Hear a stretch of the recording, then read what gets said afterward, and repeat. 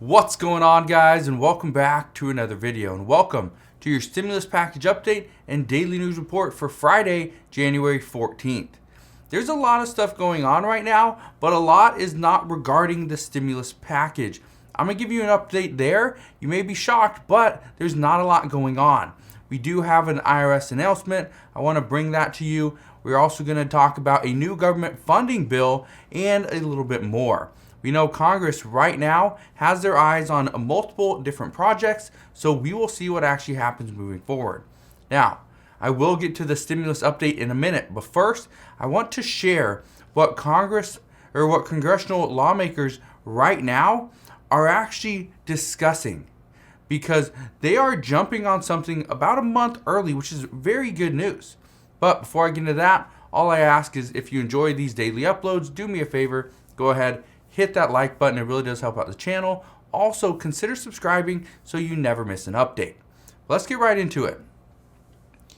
Lawmakers are already beginning to discuss the long-term spending package to keep the government funded. This is good because this actually expires on February 18th.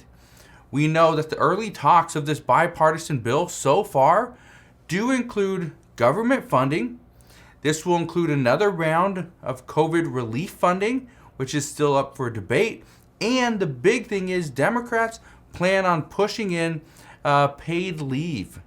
This is where things are really starting to change, because they are trying to pull in some of the Build Back Better Act and push it into a government funding bill. That's going to create a lot of controversy, a lot of issues, but that's also what we've been hearing over the past few weeks, is that we knew that Democrats were going to try to bring some of the Build Back Better Act and combine it with the government funding bill. As of right now, that has been confirmed. This bill, it needs to pass before February 18th in order to keep the government funded. And lawmakers are saying that we cannot wait.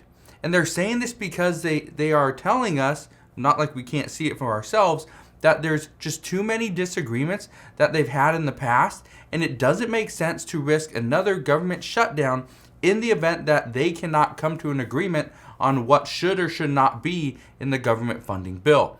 And here's why things are getting so frustrating, is because even though they know it's going to be very difficult to get the paid leave package or policy into this bill, they're still going to push for it.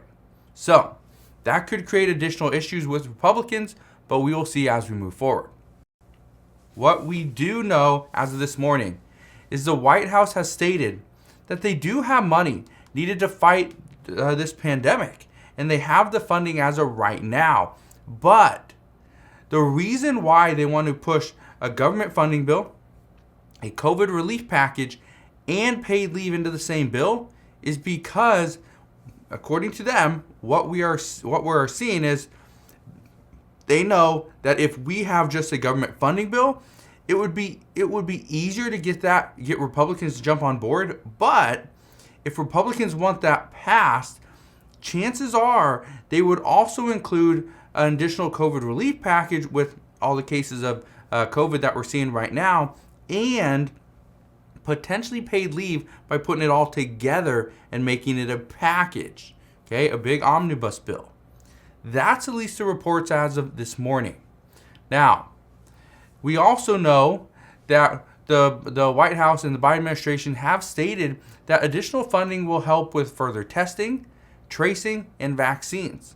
But the Biden administration has also actually been working on a proposal, according to the Washington Post, that they would provide more funding towards hospitals, manufacturing more rapid tests, and distributing vaccines.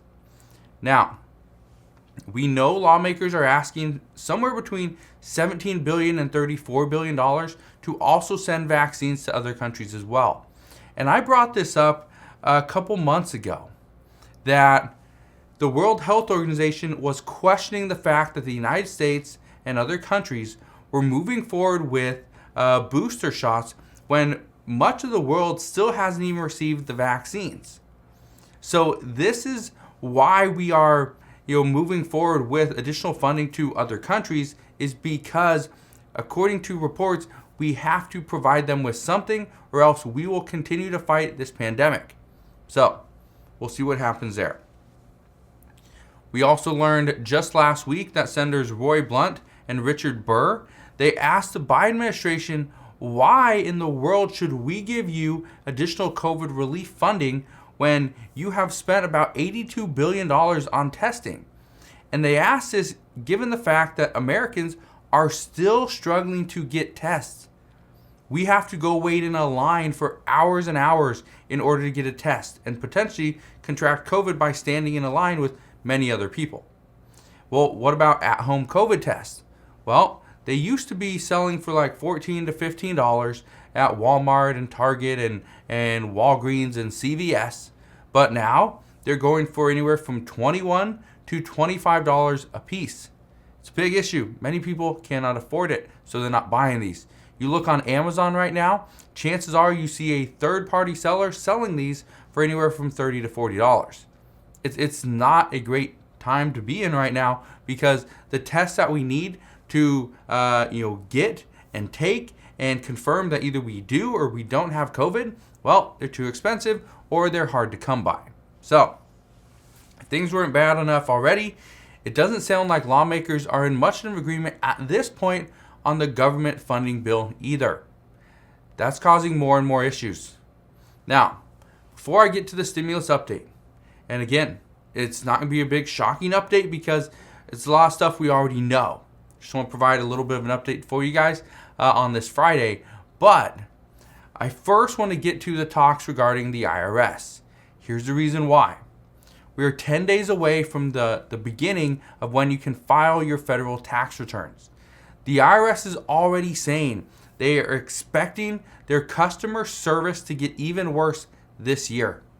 The IRS Advocacy Group, they stated this last year, and they also stated it again this year.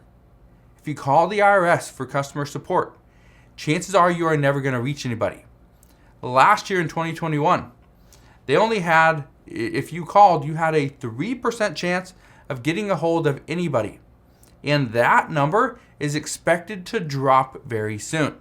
They say, chances are you will have less than a 1% chance of talking to somebody in 2022. That's not good. But the reason they say this and the IRS confirms this is because they're understaffed, they need additional funding, right? And they still have a backlog. The IRS is still backlogged by more than 6 million unprocessed tax returns from 2020.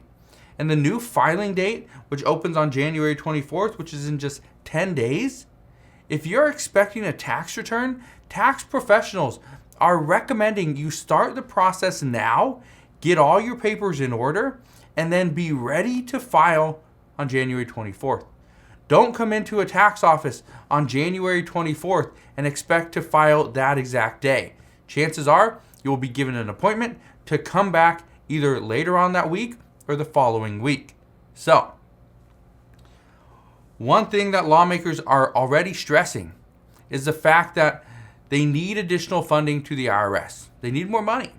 And they are saying that this will become more abundantly clear in the upcoming tax season. So here's what, at this point, I wouldn't be shocked, and I don't think you should be shocked either, if we see some of Biden's Build Back Better Act, or pretty much all of Biden's Build Back Better Act scrubbed, except for the funding portion to the IRS.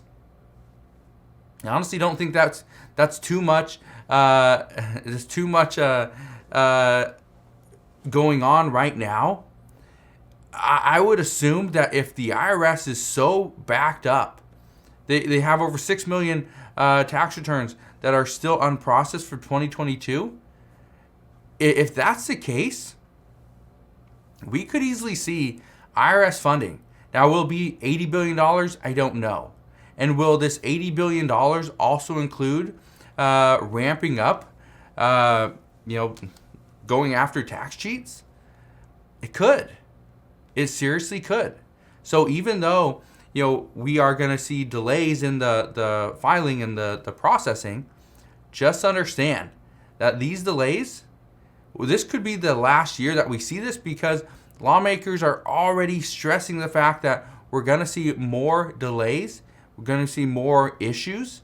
And as we see these other issues and more delays, they're going to push for more funding. So again, I don't think they're very upset by this. I think they're glad we're going to see more delays with the IRS, and they're going to have other issues because now it's more of a reason to ask for that money. So we'll see what happens there.